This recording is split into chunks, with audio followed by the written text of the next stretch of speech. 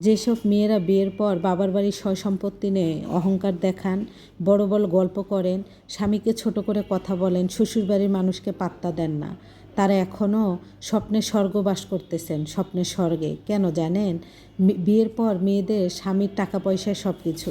বাবার বাড়ির টাকা পয়সা সয় সম্পত্তি মেয়েদের কোনো প্রয়োজনই আসে না। না আপনার স্বামীর কোনো বিপদে কাজে লাগবে, না আপনার সন্তানের, না আপনার নিজের। আপনার বাবা ভাই এতটুকুই করতে পারবে, 20-30 হাজার টাকা দিয়ে আপনাকে সর্বোচ্চ হেল্প করতে পারবে।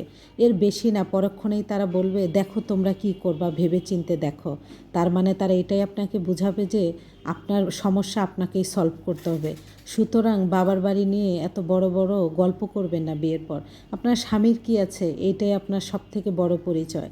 আপনার স্বামীর কত টাকা পয়সা আছে। আপনার বাবার বাড়িতে যে বিয়ের পর 15-20 দিন থেকে দেখেন, দেখবেন ভাববে কি হয় আপনার স্বামীর সঙ্গে সেপারেশন হয়ে গিয়েছে, নাহলে আপনার স্বামী ঋণে পড়েছে, এজন্য আপনি বাবার বাড়িতে পড়ে আছেন। মেয়েদের বিয়ের পর স্বামীর পরিচয় হচ্ছে সব কিছু। আপনার স্বামী যদি কামলা দেয় তাহলে আপনি কামলার বউ, আপনার স্বামী যদি বড় MBBS ডক্টর হয় তাহলে আপনি ডক্টরের বউ, আর আপনার স্বামী যদি রিক্সা চালক হয় আপনি রিক্সা চালকের বউ। স্বামীর পরিচয় মেয়েদের বিয়ের পর সবথেকে বড় পরিচয়। হ্যালো এভরিওয়ান, আসসালামু আলাইকুম। কেমন আছেন সবাই? শুক্রবারে সবাই কিন্তু কম বেশি একটু গোস্ত মাছ রান্না করার চেষ্টা করে। তো আজকে বাসায় মামা আসবে, আর আজকে আমার ছেলেও আসছে। শুক্রবারে খাবার রান্না করে আমি প্রতি শুক্রবারে ওর হোস্টেলে নিয়ে যাই। তো আজকে ছেলে বাসায় আসছে, ওর পছন্দের সব কিছু রান্না করতেছি। ব্রয়লার মুরগি রান্না করব, আর হচ্ছে আমি আজকে আলু ভাজি করব গ্রেট করে। এই আলু ভাজিটা করতে গেলে জানেন আমার এত পরিমাণে ভয় লাগে, মানে আমার একদিন হাতে লেগে একদম হাত ছুলে গিয়েছিল, এত পরিমাণে কষ্ট লাগে এজন্য। তো আমি হচ্ছে মানে অনেক ভয় পাই যে কখন জানি ছুলে যায়। কিন্তু বটিতে কী করে কুচি করলে কি হয়, আপনার এক একটা চিকন হয়, এক একটা মোটা হয়, আমি ভালোভাবে করতে পারি না। তো আপনাদের ভাইয়া সকালেই মুরগি এনে দিয়েছে ঘুম থেকে উঠে নাস্তা করে।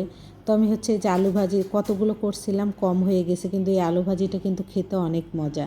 আর ওইদিকে হচ্ছে আপনাদের ভাইয়া আজকে বাসায় আছে, বলছে কি রুম টুম গোছাবে, একদম এলোমেলো হয়ে আছে। ওর প্রতি শুক্রবার মানে একটা না একটা অফিসের ঝামেলা ওর মাথায় থাকবেই। আমার মাঝে মাঝে বিরক্ত লাগে। এত বছর বিবাহিত জীবনে ওই যে আমাকে কত মিনিট কত ঘন্টা সময় দিচ্ছে, মানে যদি আমি হিসাব করি না তাহলে ওর সাথে আমার ঝামেলা লেগে যাবে। ওই শুধু আমাদেরকে ভালো রাখার জন্য, পোলাও গোস্ত খাওয়ানোর জন্য, ভালো একটা পরিবেশে রাখার জন্য দিনরাত পরিশ্রম করে যায়। তারপরও মাঝে মাঝে আমার অনেক মন খারাপ হয়, ফোন করে অনেক রাগ করি, তুমি বাসায় আসো, ভাল লাগে না।